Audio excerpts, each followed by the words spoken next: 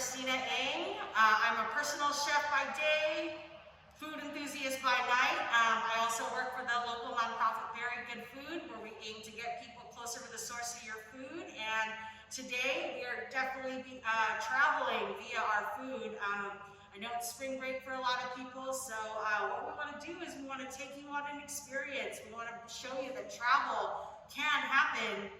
Maybe not location-based, but travel can happen via experience in the kitchen. So we have some awesome ingredients today. We're going to be traveling to a few different places. We're going to be taking a trip to the Mediterranean, where we'll hit up the pomegranate mint Tucson.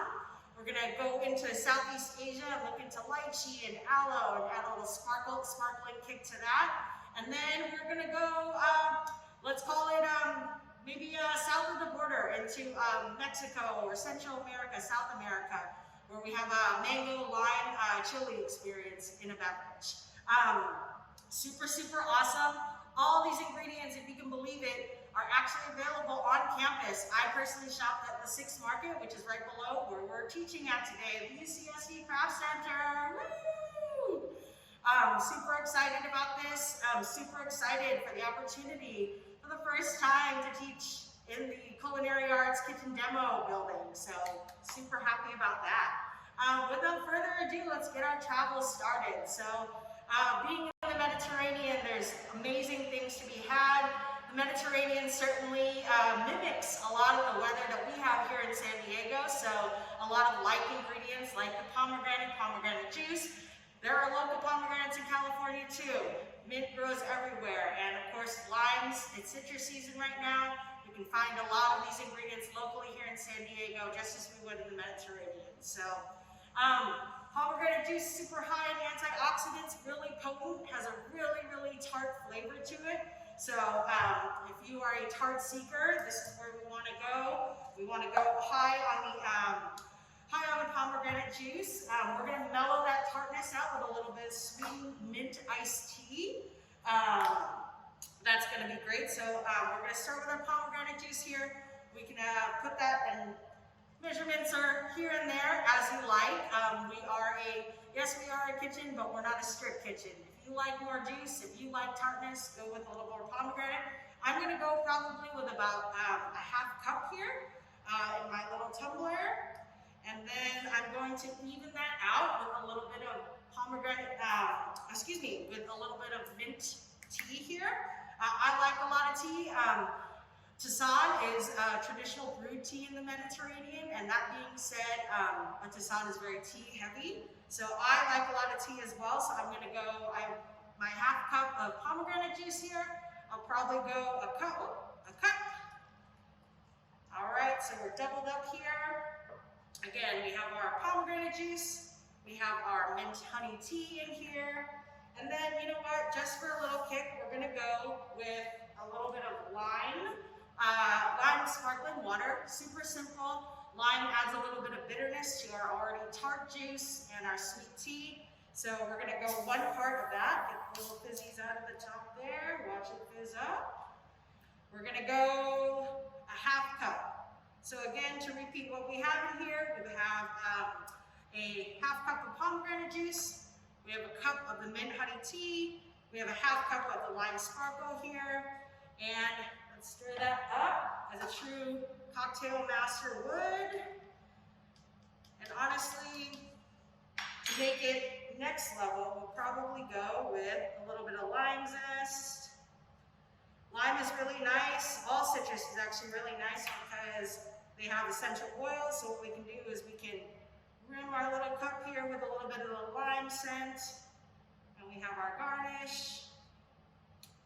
And that is our Mediterranean pomegranate Tucson mocktail.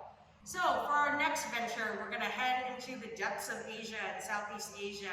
Here we find a lot of amazing ingredients thanks to the tropical and subtropical climates there. When we think of Asia, we think of maybe hot or humid, so there are a lot of ingredients that we think of that are consumed for a cooling effect. So one of the coolest things I think is lychee. Lychee is one of the most aromatic fruits I feel like in all of the fruit world. This particular drink is dairy-based. There are also plenty of wonderful plant-based lychee options, so feel free to substitute those in. This particular drink is Calpico. I've had a love for it since I was probably 3 or 4 years old, so I'm using that today.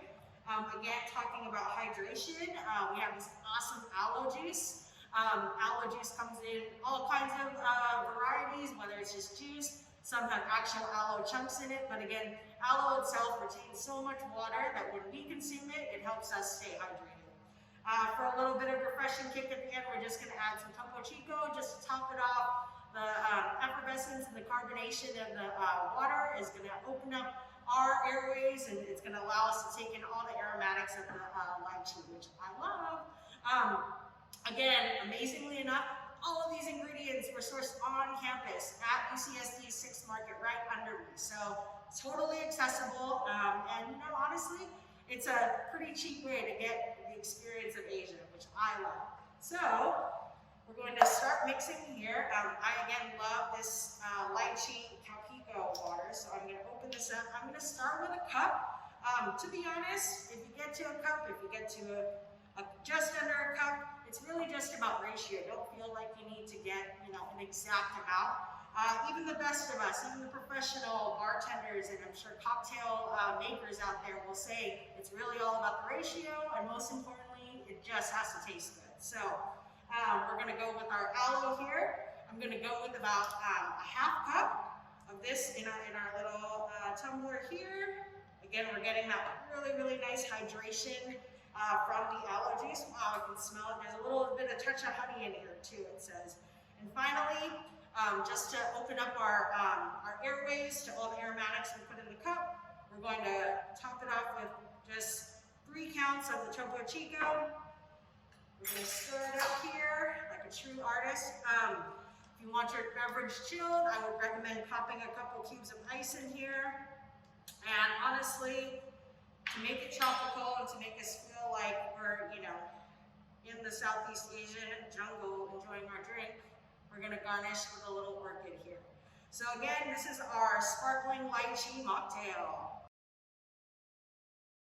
Alrighty, so on to our next destination. Our next destination is actually pretty darn close to us, which I'm going to count as the Americas, all of the Central and South Americas, anywhere right below us. So these are areas that, oh my gosh, are the perfect spring break areas because they're warm, they're beachy, they're just everything we want in a vacation spot. But to be honest, we can do that right here in our kitchen. We're going to get that feeling. And what better way to start than with probably one of the most recognizable fruits, which is a pineapple. The pineapple itself, believe it or not, you can actually find it downstairs. Again, at 6th Market, right there in front of you. Totally accessible, and if we're gonna be honest, this can go a lot of ways. So we're gonna use it for our cocktail today, or excuse me, we're gonna use it for our mocktail today. But then you'll have pineapple for the rest of the week. So if anybody's ever broken down a pineapple, it really is not that daunting, though its tips and its points would probably tell you otherwise. So we're just gonna go through how to break down a pineapple real quick. I have a knife. Could be sharp, could be not sharp. I mean, you're really just making sure you're using good technique, which is to make sure that to cut through the heavy skin, we're going to use the back part of our knife, which is closest to our hand, where the power of our hand is going to guide the knife. So again, I just want to cut off the top here, one fell swoop. Again, I'm using the back part of the knife. I have this really sweet top, and I've heard, and maybe someone out there could confirm and communicate, that if you keep this in water, this part will keep sprouting out. So we could go with a zero waste option of possibly growing your own pineapple for next semester. Let me know if it works out. All right, so we're going to do the same thing for the bottom. Looking really good. We have a really nice bold color indicating a really, really sweet pineapple. So we're going to make one cut. Again, I'm using the middle to the back part of my knife, straight down. And so I'm looking at, I want to avoid these eyes, which end up being somewhat tough and maybe hard to digest. My next cut is not going to be as big as my first cut. I'm just going to take the middle of the knife.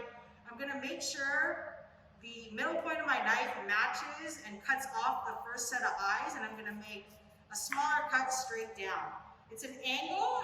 If you can see, I'm not making a full round. I'm kind of cutting it off like a hexagon. So I'm going to keep making these small cuts around, making sure my hands are out of the way, making sure all the eyes are addressed. And along the way, you know, we aren't perfect, so feel free to shave off any eyes you might miss. And we're coming around, coming around.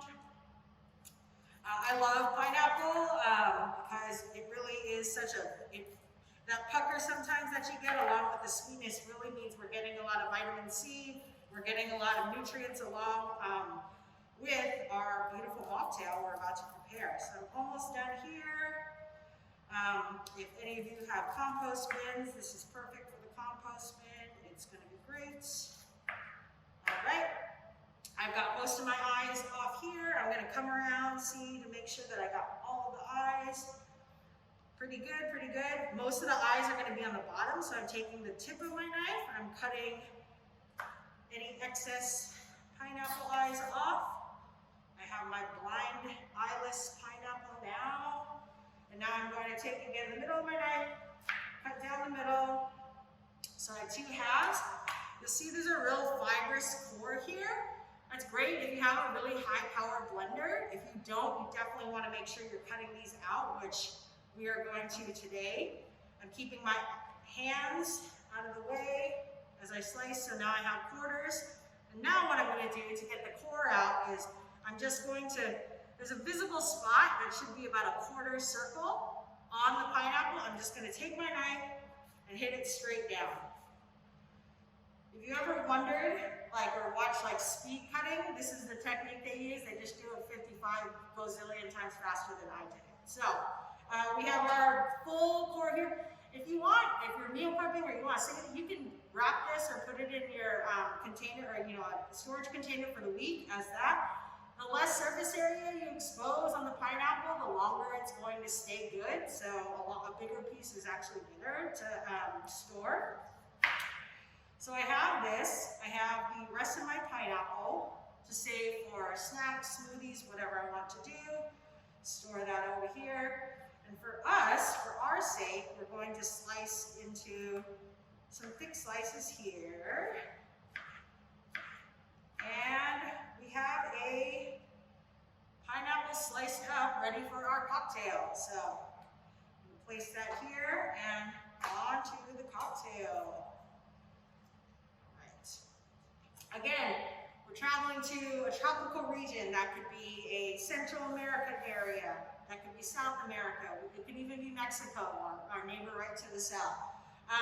Places like this where the heat is really, really hot, and as we're getting closer to the equator, tropical fruit allows tropical fruit. That heat allows tropical fruit to store a lot of sugar, and so that's what we love about fruit, right? Is the sugar. So to complement our pineapple, we're going to pair it up with another tropical fruit. This is one of my favorite drinks in the kombucha world. That's a mango kombucha. We get a little bit of tart from the SCOBY from the kombucha bacteria that is good for our gut. We also have coconut water, also super tropical, so you can kind of see the theme that we're going with here. You're imagining yourself on a beach already, right? All right, so we have, again, our coconut water, our mango kombucha.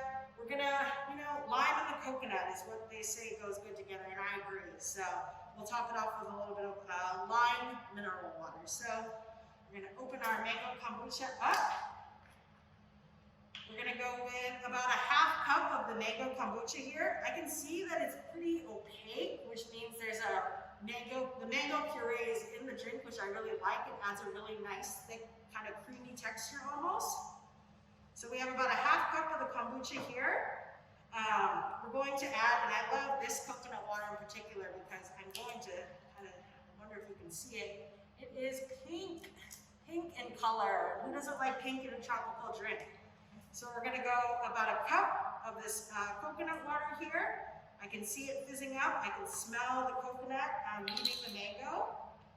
And just to top it off, we are going to, a little bit of bubble here. We're going to add 2 counts of the lime mineral water. And then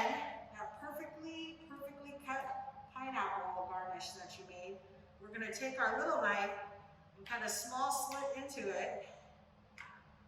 And now, let's do a couple because we did such a good job cutting up this pineapple. And it's pineapple. All right, here we are. We have our mango coconut lime mocktail, and super bonus here if you want to get crazy with it. Oftentimes, especially I've seen in Mexican culture, the idea of countering sweet with heat is a common thread.